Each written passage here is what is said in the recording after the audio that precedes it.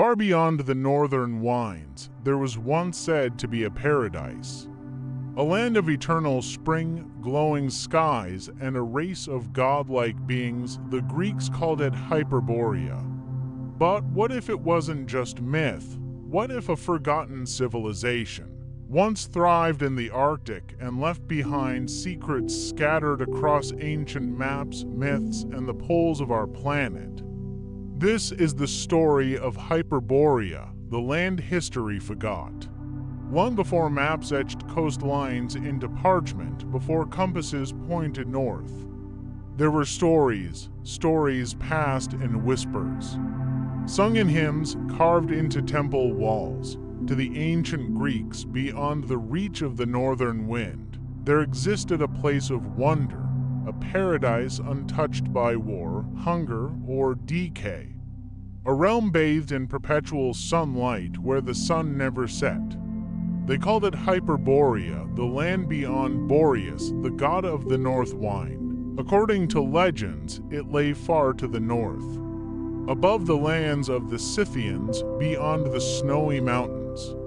A radiant island at the top of the world, populated by a noble race who lived in harmony with the divine, in the writings of Herodotus, Diodorus Siculus, and Pindar. Hyperboreans were described as long-lived, joyful, and pure. They built grand temples to Apollo and danced beneath the eternal light. Some even claimed Apollo himself spent his winters there, returning refreshed to Delphi each spring. But what was this Hyperborea? Really, just poetic idealism or an encoded memory of a civilization erased by time or ice or intent? As we dig deeper into myth, the story of Hyperborea doesn't stand alone. Across the world, ancient cultures whisper of northern paradises, lands of light, wisdom, and immortality. The Greeks had Hyperborea, the Romans spoke of Thule, a misty island at the edge of the known world. The Tibetans believed in Shambhala, a hidden kingdom of enlightenment guarded in the snowy Himalayas. The Norse spoke of Asgard beyond the frost giants' realm, and among the Siberian and Inuit traditions were tales of lands where the sun never set, where the ancestors came from and to which the wise would someday return. In Germanic esotericism, Thule was more than a place. It was a forgotten origin, a cradle of knowledge. Buried beneath propaganda and myth could all these stories, scattered across continents and languages, be describing the same memory, the same center, a pole of peace. Long before the poles were locked in ice, are we looking at fragments of a once unified worldview, a time when the far north was not frozen wasteland, but the beating heart of civilization? Somewhere in the dusty archives of forgotten libraries lie maps that shouldn't exist. In the 16th century, cartographer Gerardus Mercator published a map of the North Pole, not as a block of ice, but as for rivers spiraling inward toward a black magnetic mountain at the center of the Arctic Ocean. This configuration appears again and again in medieval maps, in the notes of explorers, even in Masonic diagrams, a circular landmass divided into 4 parts surrounded by water, positioned precisely at the top of the world. Mercator claimed his source was an ancient monk with access to even older scrolls. He described a journey in 1364, where sailors reached the North Pole and found land, warm, inhabited, vibrant with life. How could such detail exist, centuries before polar exploration was even possible? Before satellites, icebreakers, or aerial surveys? Then there's the famous Piri Reis map, drawn in 1513. Though centered on the Atlantic, it curiously includes parts of Antarctica, without ice, accurately positioned as if the cartographer had seen the continent before the last ice age. Are these cartographic anomalies or glimpses into a collective memory of a different Earth, an Earth where the poles were, not always frozen, where civilizations existed, thrived, and were then lost beneath time and snow? Let's turn to science, to the planet beneath our feet. And the skies above our heads, the Earth is not static. Its poles shift, its crust drifts, its climate dances across epochs.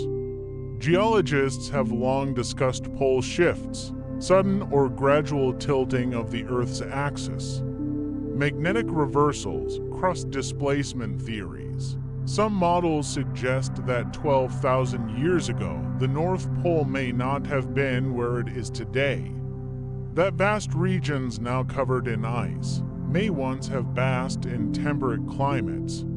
Open grasslands, rivers, and habitable zones. Could this explain ancient maps that depict land in the Arctic, or legends that describe a thriving civilization at the top of the world? Even today, satellite scans show anomalies beneath the ice. Linear structures, geometric patterns, hints that something may lie buried under centuries of snow and silence. We also know that the end of the last ice age came with sudden, catastrophic floods, melting glaciers, rising seas, submerged coastlines. If a civilization once lived near the ancient pole, it would have been among the first erased. Not only by nature, but by forgetfulness. We don't remember Hyperborea because perhaps it sank, froze, or shattered into myth before history had a chance to record it. Across ancient myths, there is a recurring theme, a golden age, suddenly ended by catastrophe. The Greeks told of Atlantis, swallowed by the sea in a single day and night. The Hindus remembered great floods in the Mahabharata. The Sumerians spoke of a deluge sent by the gods.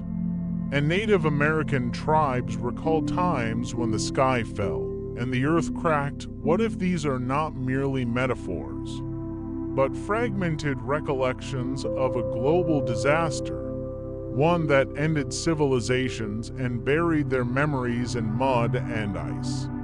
Could Hyperborea have been one of those lost worlds, a flourishing culture, advanced in ways we don't yet understand, erased by an event too vast for human survival, but not too vast for human memory?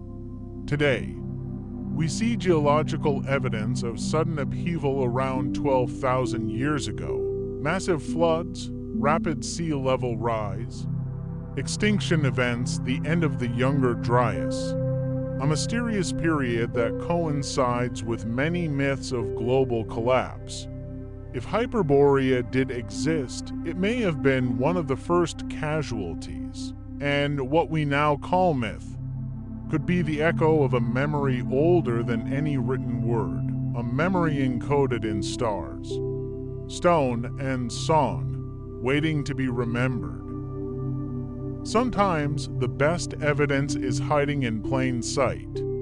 All around the ancient world, we find megalithic structures aligned to the stars, to solstices, to polar directions, to constellations visible only from certain latitudes. What if these alignments were once calibrated, not to today's pole, but to a pole that existed in a different age?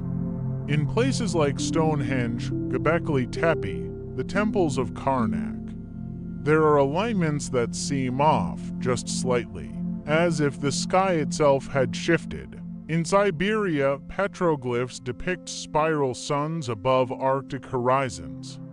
In Peru, solar temples face due north with stunning accuracy. In Egypt, the Great Pyramid once pointed almost perfectly to the North Star, not Polaris but Thuban. Thousands of years ago, some researchers believed that ancient builders had knowledge of Earth's axial precession, or perhaps inherited that knowledge from a source far older. Symbols found across continents, swastikas, spirals, winged discs, could all be remnants of a shared origin, a prehistoric science, lost in time but visible in stone. If Hyperborea was a center of ancient knowledge, its fingerprints may still linger, not in texts but in geometry, astronomy, and the stones themselves. Not all forgetting is accidental. Some truths are buried on purpose, hidden not by time but by intent in the 19th and 20th centuries. Hyperborea re-emerged in strange and dangerous ways. Occult societies, secret orders, and extremist ideologies began claiming it as a lost homeland, a mythical origin for superior races. A misappropriation of ancient myth turned into modern propaganda. This distorted image of Hyperborea was weaponized, and so it became taboo. A concept buried, not because it was false, but because it became politically toxic. Academia distanced itself, legitimate discussion was abandoned, and the entire topic was branded pseudo-history, dismissing even the most reasonable inquiry. But this silence served a purpose. It prevented exploration, it discouraged connection. It kept us from asking deeper questions.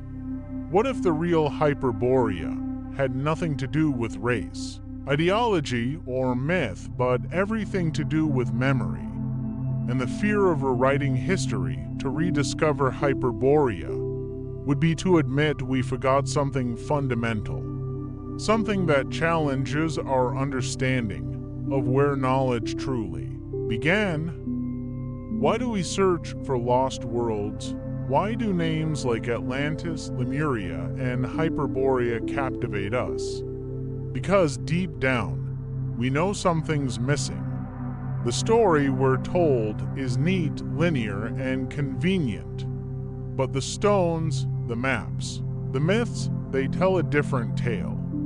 A tale of cycles, of rises and falls, of civilizations forgotten and rediscovered. Hyperborea matters, not just because it may have existed, but because its memory still lingers. It reminds us that history is not fixed, that the map of human origin is full of gaps, and those gaps may hold truths that change everything.